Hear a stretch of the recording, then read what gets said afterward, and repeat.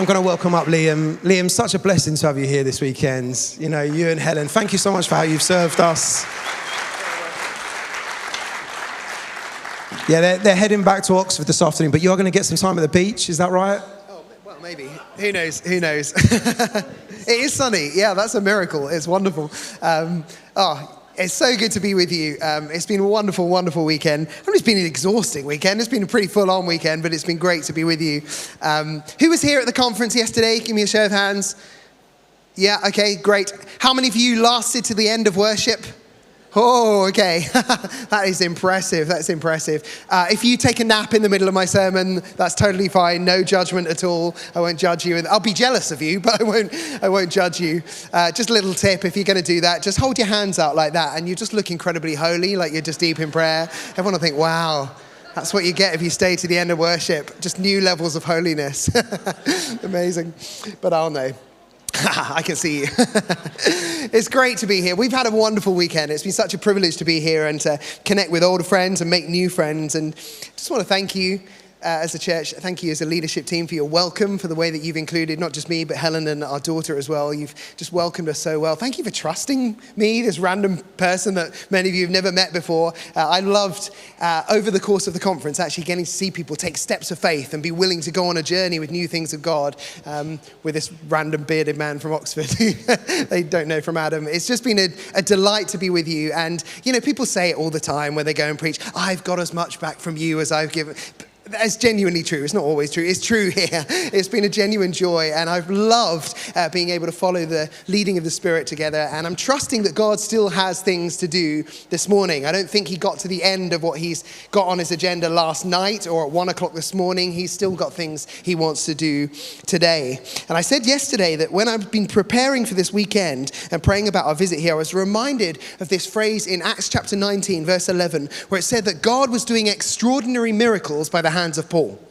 And I was reminded of that because I felt the Lord say that he is bringing you as a church into a season of extraordinary miracles. That wasn't just something for the weekend, for the conference. Actually, I think this is something that is going to characterize the next season for you. Extraordinary miracles.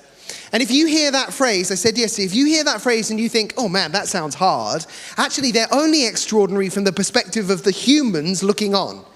They're unusual to them. They're no more difficult for God than the ordinary miracles. Like anything is possible for the Lord. But if we are to walk into a season of extraordinary miracles, seeing things that we've never seen before, it does require us to cultivate a heart posture of faith. To say, Jesus, I'm going to trust you. I'm going to take you at your word. I'm going to believe that you meant what you said. And I am going to take every step of faith that you ask of me. You need to be a community. I need to be a person as well who cultivates a heart posture of faith if you're going to walk into all that God has for you. Not just over this weekend, not just in the season of a conference, not just when you've got something about the Holy Spirit up on the screen there. Like whatever you are doing in this building and outside of this building, be people who take steps of faith. Cultivate hearts of faith. Actually, one of the ways you do that is by stewarding testimonies really well. So my appeal to you is if you have got a story from this weekend, don't just keep it in your mind, do treasure it in your hearts, but share it with someone as well. Even if it's just a partial testimony. Sometimes we wait until we've seen the whole thing and then we think, okay, then I'm confident to share the testimony. No. If you've only seen half the thing, you can be confident in that. You don't have to pretend it's more than it is. Share where you've got to. Let's make a habit of sharing work in progress testimonies, because when we hear a testimony of what God is doing in someone's life, it makes us go, oh wow, if you could do it for them, you can do it for me. Do it again, Lord. I think that's the way you steward faith as a community and have a corporate rise of faith. So if you've experienced something of God's goodness already this weekend, or if you do today, tell someone. Please tell someone. Will you do me that deal? You make a promise? Share the stories of what God is doing. Wonderful. We're going to talk this morning about how to cultivate a heart posture of faith. And we're going to look at a story in Matthew chapter 14. If you've got a Bible, you may want to turn there or scroll there, or however you get there, just get there. Matthew chapter 14, it'll be on the screen as well. It's a well-known story. It's the story of Peter walking on water. Sorry, spoiler alert. That's how it ends. going to start at verse 22, but let me just give you a bit of context. So Jesus has just miraculously fed 5,000 people with only 5 loaves and 2 fish. This amazing miracle. And then it says this, verse 22, immediately he made the disciples get into the boat and go before him to the other side while he dismissed the crowds. That is the other side of the water, the body of water, the lake, the sea there. After he had dismissed the crowds, he went up on the mountain by himself to pray. So Jesus has just done this amazing miracle, feeding 5,000 people, and then he withdraws and he sends his disciples away. He sends the crowds away. Actually, the words he uses is quite forceful. It's like he gets rid of them. Why? Because he wants to prioritize time with the Father. He knows that he needs to get back into that secret place with God. And it's not clear how Jesus thinks that he's going to join the disciples. He sent them to the other side of the lake. It's not clear what Jesus thinks he's going to do. Maybe he already has a miracle in mind. He knows he's going to walk over there, across the water. Or maybe he's just so focused on the prayer that he hasn't thought about the practicalities yet. We don't know. But he sends the disciples on his way, and this is what happens next. It says, when evening came, Jesus was there alone, but the boat by this time was a long way from the land, beaten by the waves, for the wind was against them. And in the 4th watch of the night, Jesus came to them walking on the sea. But when the disciples saw him walking on the sea, they were terrified, and they said, it's a ghost, and they cried out in fear. But immediately Jesus spoke to them, saying, take heart, it is I, do not be afraid. We'll just pause there for a moment. Picture the scene. Jesus has sent his disciples across the sea towards the other side, to Capernaum on the west coast of the sea. And this great storm comes. The account in John's gospel of the same story, it tells us that at this point they got about 3 or 4 miles across. So they're roughly 2/3 of the way across the water, and they're caught in the middle of this epic storm. It's the 4th watch of the night, it says. Which maybe isn't how I think to measure time, but that's how soldiers measured the night, the period between 6 p.m. and 6 a.m. And so the 4th watch of the night was the bit between 3 a.m. and 6 a.m. So it's dark in the middle of the night. Boats didn't have lights, there were no lighthouses, it was dark and it was stormy and no doubt absolutely terrifying.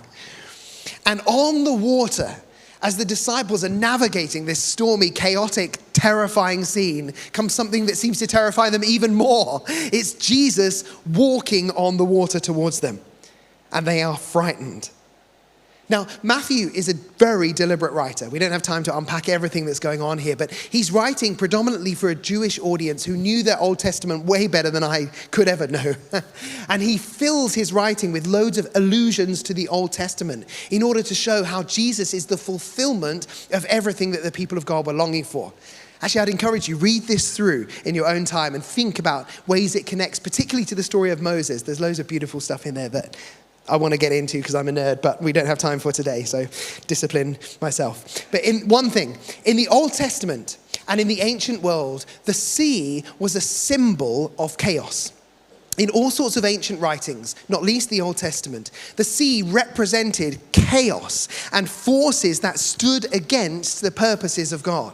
And so when you have this stormy sea, it represents chaos and disorder and disruption.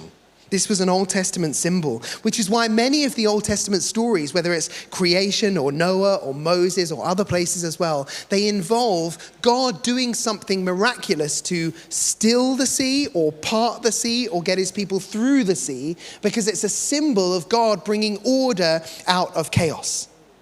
In fact, a few chapters previously, Matthew chapter 8, Jesus had calmed the storm with a word. And at that moment, the response of the disciples is to say this: what sort of man is this, that even the wind and waves obey him? Think about that reaction. The reason that they ask that question, what sort of man is this, that even the wind and waves obey him, is for the simple reason that no man can do what Jesus just did.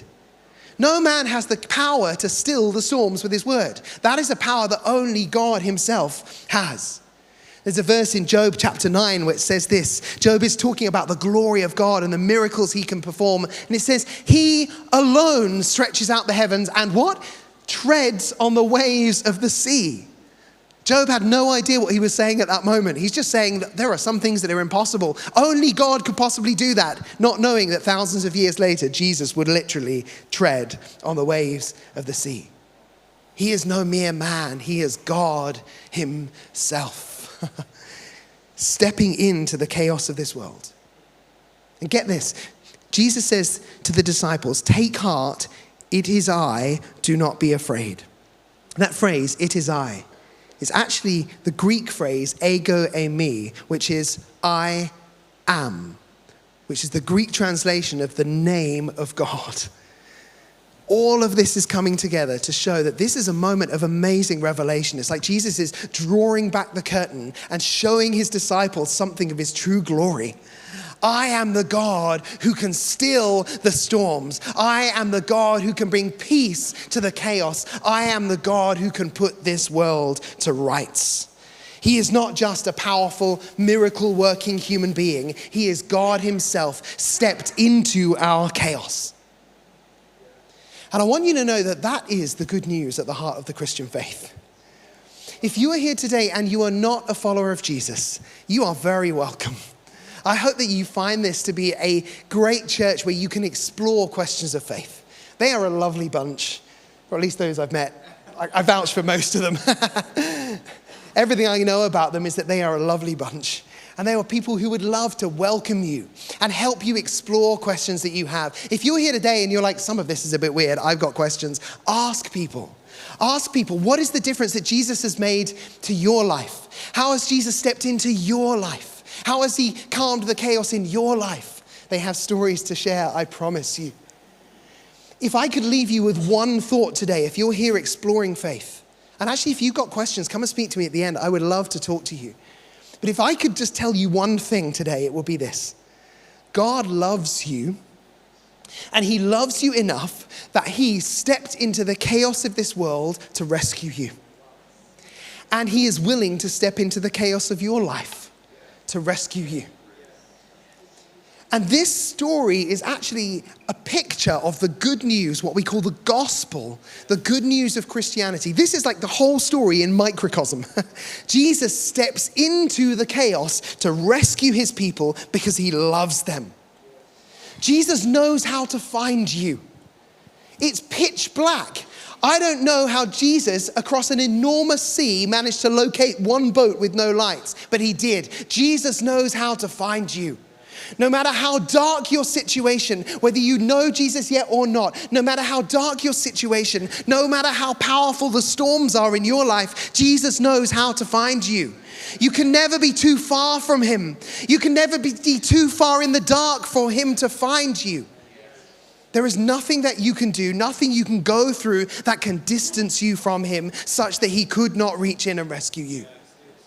That's my story. That is the story of many people in this room. Jesus loves you and he is willing to step into the chaos. And if you want to know him today, if you want to know security and eternal life, not just as something you wait for until eternity, but you can know now, then give your life to Jesus today.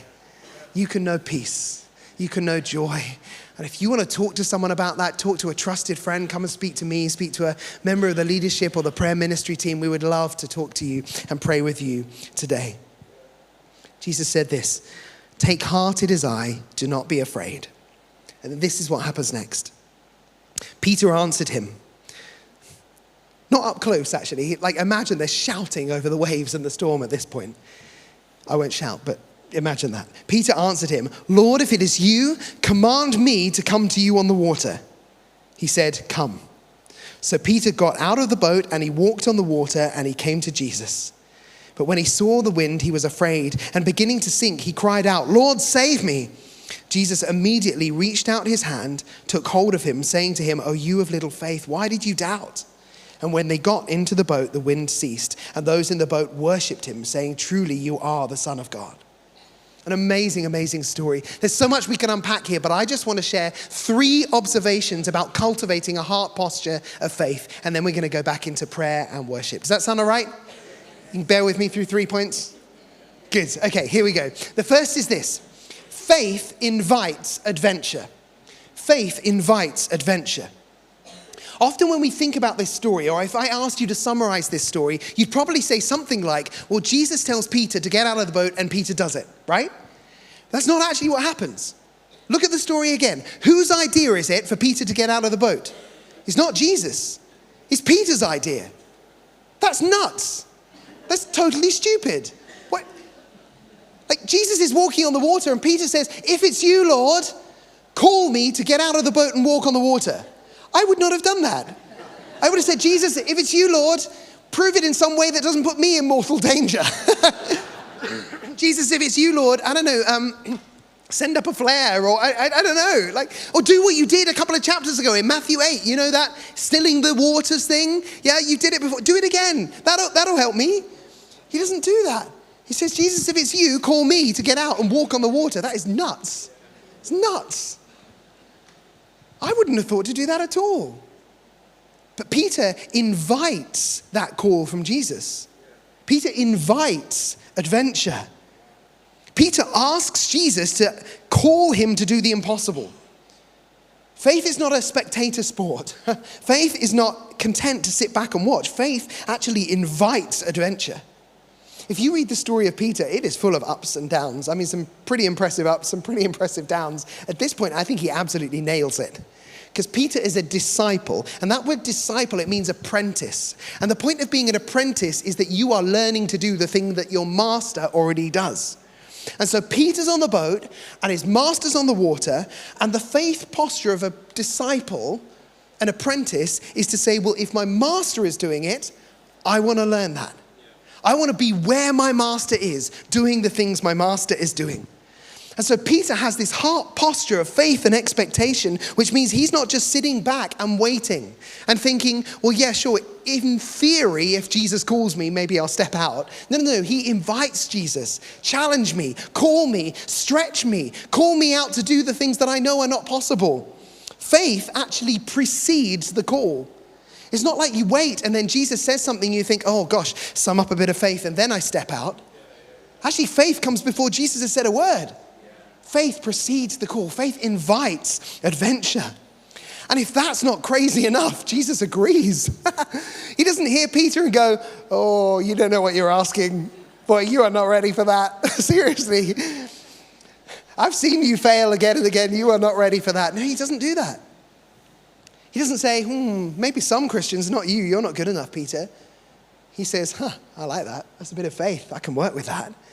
And so he responds to Peter's request by saying, okay, here are your instructions. You asked for it. Come out on the water. I want to ask you, what is your level of expectation for the Christian life? Are you just sitting back and waiting and thinking, well, in theory, if God asked me to do something, I'll probably respond? Or are you eager? Are you saying, Jesus, like, I want to go on an adventure with you. Will you call me out into the impossible? I said this at some point over the weekend. My words have all blurred into one. I can't remember when I said it, but I've said a lot of words this weekend. Sorry, I'll stop soon. But when I went to university, actually, this was the first time my faith came alive. It was the first time I was in a church really similar to this. In fact, I've seen people here this weekend who were in that church back there. It's wonderful. And I started to experience the Holy Spirit for myself in a way that I never knew was possible. And I remember reading this verse in John chapter 14, where Jesus says this, whoever believes in me will do the works I've been doing, and they'll do even greater works than these. Whoa, Jesus is saying that if you're a disciple, if you're an apprentice, you can do the same things he did. And I remember reading that and thinking, wow, the same miracles of Jesus. Here's what I did. I printed out a list of the miracles of Jesus and I folded it up and I stuck it in my Bible and I carried it around so I was ready to tick them off when I saw them. You know what? I didn't get very far. I fed 5,000, I turned water to wine, and that was about, no, I'm kidding. But I look back now and part of me is tempted to go, oh, how cute, how naive. I think there's something beautifully pure and right about that heart posture. That's a very Peter-like heart posture that I think I've actually lost a bit of. I need to get back to that. Because a disciple is one who says, I am made for a life of faith. I want to do the things my master is doing and be where my master is. And therefore, Jesus, I invite you to call me into the impossible. Faith invites adventure.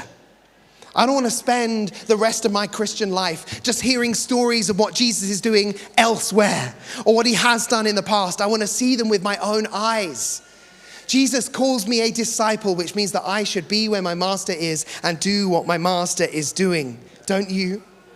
Faith invites adventure. Secondly, faith gets out of the boat. Faith gets out of the boat. Peter says to Jesus, if it's you, ask me to walk on the water. And so Jesus says, come. And Peter doesn't respond. Great, that's what I was looking for. Just ask, and I'm convinced now. Like, he has to act upon it. He's invited an adventure, and Jesus says, come. And so then he has to actually put his faith to the test. Because faith isn't something that just happens up here, or even in here. Like, faith means trust. And you trust by putting that belief into action. Faith has to get out of the boat. A few chapters previously, in Matthew chapter 8, Jesus and the disciples had been in another boat, maybe the same boat, who knows, in a storm. And Jesus had calmed the storm. So they already knew what Jesus was capable of. Like, they already had a core belief that Jesus is able to deal with this situation. What they hadn't yet done is act upon that belief in a way that caused them to step out of the boat. Faith steps out of the boat. Faith responds in obedience. There's a great story about a tightrope walker called Charles Blondin. Maybe you would have heard this before. There's some pictures of him up here. In 1859, he walked a tightrope across the Niagara Falls, like you do, over a quarter of a mile, 160 feet above the water.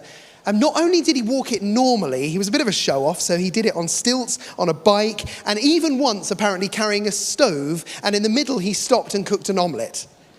Like, completely unnecessary, but there you go. I wonder why Jesus didn't do that. Don't you imagine, like, Jesus just walking on the storms and then just reaching down, grabbing a fish, pan frying it? Like, I wish. One day Charles Blondin was crossing over this tightrope with a wheelbarrow.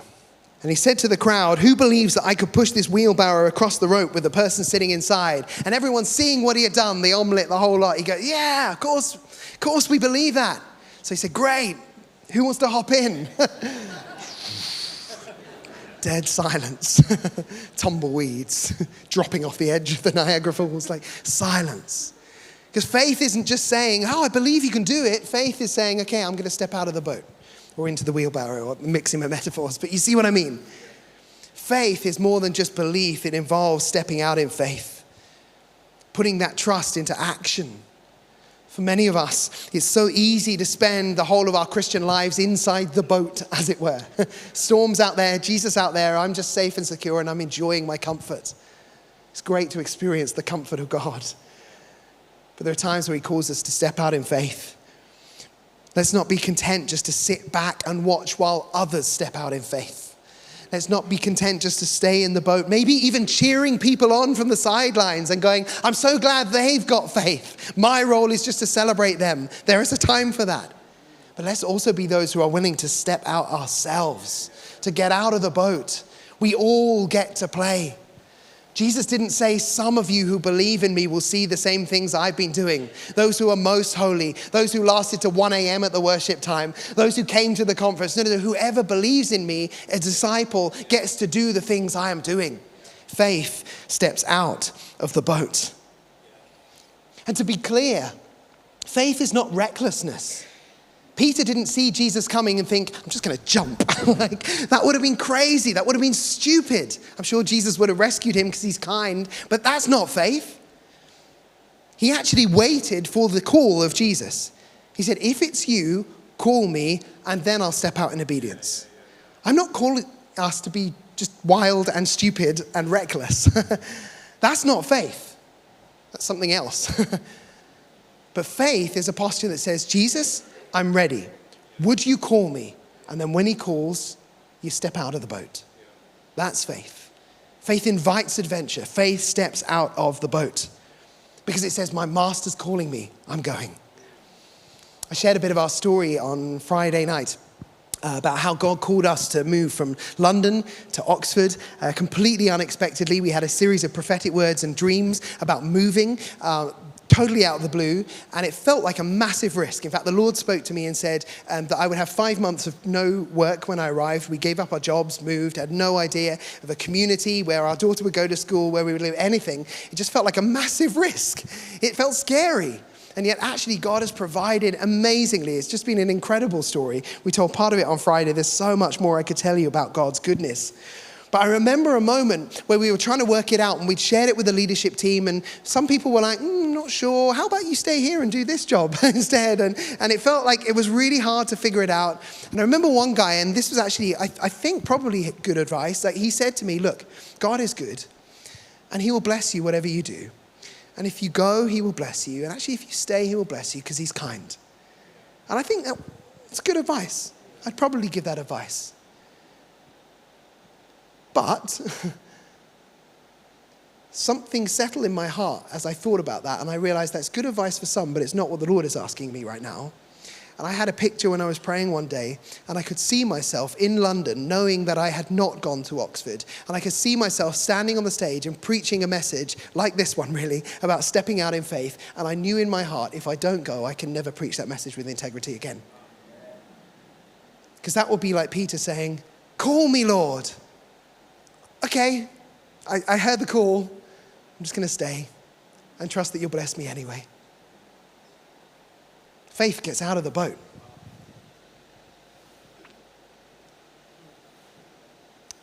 God is kind and he'll bless you however timid you are. There'll be times where you'll miss the call of God, and don't beat yourself up about it. It's not the only time he'll call you. But there are moments where he calls us to step out of the boat. My question is, what's your boat? What's the place where you are tempted to stay in security rather than following Jesus? Are there things that might make you think, I'm not sure I could do that. I'd rather stay here. I'm scared of giving up that. Perhaps it might be financial security, job security. I get that, I've been there. We both worked for the church in London. We both gave that up. God provided, but it was a big deal. It feels like a boat, a comfortable place to stay. For you, maybe it might be your reputation.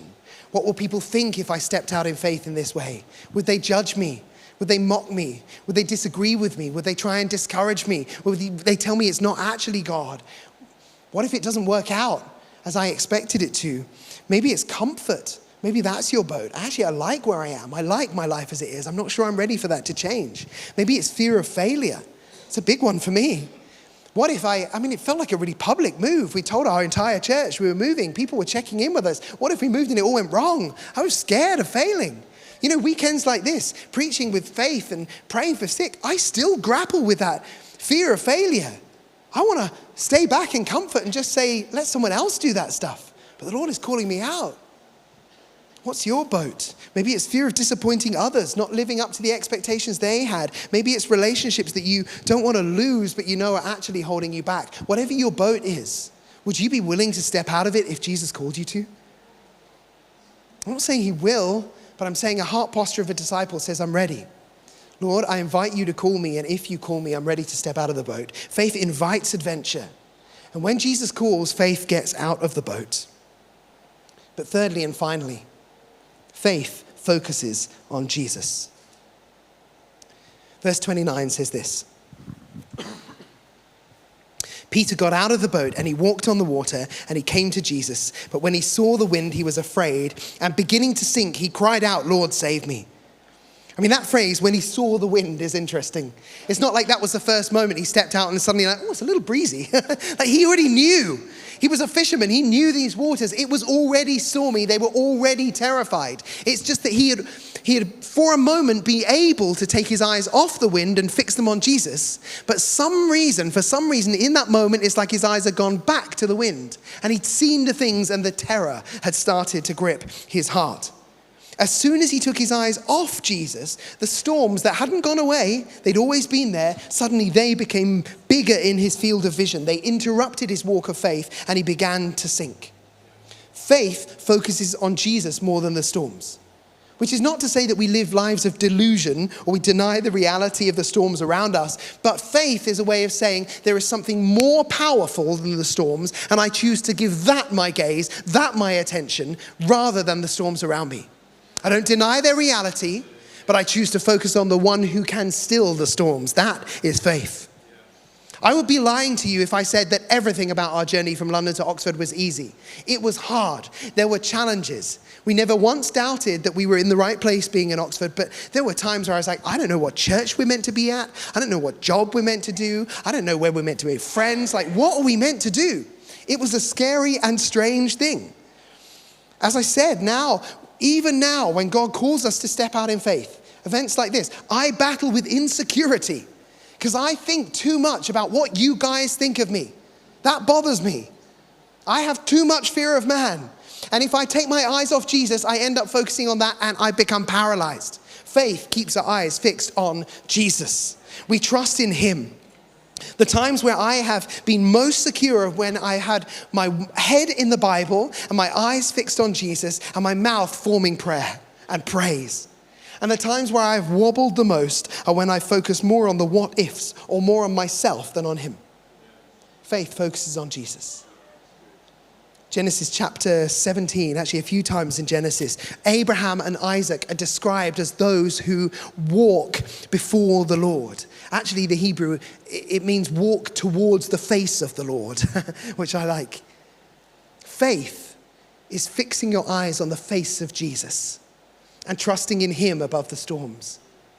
Hebrews 12 says, let us run with perseverance the race marked out for us, fixing our eyes on Jesus, the pioneer and perfecter of faith. And then it says this, who for the joy set before him endured the cross, scorning its shame, and sat down at the right hand of the throne of God. How did Jesus endure the cross? He kept his eyes fixed on the end goal, being in the presence of his Father. And Jesus is the model of faith for us. So we are to do the same, fixing our eyes on Jesus above all the storms of life. Faith focuses on Jesus. What did James say? In the context of facing trials, he says, when you ask in prayer, you must believe and not doubt, because the one who doubts is like a wave of a sea blown and tossed by the wind. Such a person is double-minded and unstable in all they do. Faith single-mindedly focuses on Jesus. Doesn't mean the storms go away in an instant. It just means that you've got something secure that's going to sustain you through them. That's not to say that we shouldn't be rational or we shouldn't be sensible or we shouldn't plan and prepare and be cautious at times. But it does mean that when the storms come, we don't let them overwhelm us because we keep our eyes fixed on Jesus. And look at what Peter does. When he saw the wind, it says he was afraid. And beginning to sink, he cried out, Lord, save me. I mean, think about that for a moment. The phrase beginning to sink is an utterly ridiculous phrase. You don't begin to sink. If I step on the water, I sink. I sink quicker than I can say, Lord, save me. There you go. I couldn't even do it here. Like, you sink. You don't begin to sink. The fact that Peter was able to cry out, Lord, save me, shows that even in the moment of sinking, he's being sustained. Isn't that amazing? He cries out, Lord, save me. Immediately, Jesus reached out his hand and caught him. When you step out in faith and it's going well, what's the thing to do? Keep your eyes fixed on Jesus. Not on yourself, because then you become proud. When you step out and it feels like things are wobbly and not as straightforward as you hoped, what do? You fix your eyes on Jesus. There is no situation in which the wrong thing to do is to fix your eyes on Jesus. He will always be there to catch you. And look at his response, and with this we'll close. He says, you of little faith, why did you doubt? I wonder how you hear his tone in that moment. Maybe some of you are inclined to read things like that as if it's a rebuke. Come on, you of little faith. Why do you doubt? Oh, you're useless. I don't think that's the tone at all. I think it's the tone of a father to his child. Like when I'm teaching my daughter to ride a bike and I push her and she's pedaling and then she stops and I say, oh, why did you stop? And it's not, why did you stop? It's like, there's so much, you were doing so well. Why didn't you just keep going? Come on, next time, let's go again. That's the tone of Jesus here. He's inviting us to a life of faith. I don't know how many steps Peter took before he sank. Like 5, 6 maybe. That's 5 or 6 more than I've ever taken. It's 5 or 6 more than anyone else in the boat. And what's more, once he was leaning on Jesus, he took 5 or 6 more back to the boat. Jesus just wants us to keep going, keep going, keep going. Sometimes we mess up, but his heart posture towards us is one of love, calling us deeper. Come on, guys, let's keep going. There are more adventures for you to come on. We need to fix our eyes on Jesus. We need to cultivate a posture of faith. Faith that invites adventure, faith that steps out of the boat, and faith that keeps our eyes fixed on him. Amen? So here's what I'd love us to do. Maybe the band would come up. That would be great. If you don't, I'm going to play a song, so that's incentive to come up quick. We're going to worship, which is a way right now of fixing our eyes on Jesus. And then we're going to have an opportunity to respond and to receive prayer and to take a step of faith this morning to invite Jesus to call us on an adventure. And this isn't just something for us as individuals today. This is actually something for you as a church. So I've been praying for you guys. As I said already, my sense is that God has some extraordinary things that he wants to do in you as a community. And over the next couple of years, I think there are going to be moments where the Lord is going to call you to take new steps of radical obedience to him. You have got a long history of faithfulness already. Many miracles you've already seen. And the Lord is going to call you to some things that top them all. You can't just rely on the faith of the past or the faith of your founders to call you through. It means all of us saying, I am willing to step out. We are willing to step out. And I want to pray that God would not only give individual gifts of faith today, but a corporate gift of faith so that you as a church are ready to say, Jesus, I'm up for the adventure and I'm ready to step out. Are you up for that? So we're going to worship in a moment, and then I'm going to give you an opportunity to respond. And as we worship, this is not just a musical interlude before the response. This is a way of getting our hearts ready. And so I want you to be focusing on Jesus, but also becoming aware of what's going on in your own heart. It may be that you find that there is fear that comes up. You think, I need someone to pray about that today. We need to banish that. It may be that you realize you've got attitudes that you need to surrender to Jesus, confessing the ways that you have relied on things other than him. It may be that some of you, there's this excitement. You just think, yeah, I'm ready. I'm up for more. Or it could be that you're in the middle of a storm right now. And what you need is Jesus to reach out and take you by the hand. Whatever is going on in you today, Jesus is ready to deal with it all. And we'll have an opportunity to pray into that. But would you stand if you're able? And we're going to sing a song of worship. I think we're going to sing Oceans. I mean, if you can't do that after a talk like this, like when can you? Let's make this our prayer right now. Let's invite Jesus to come.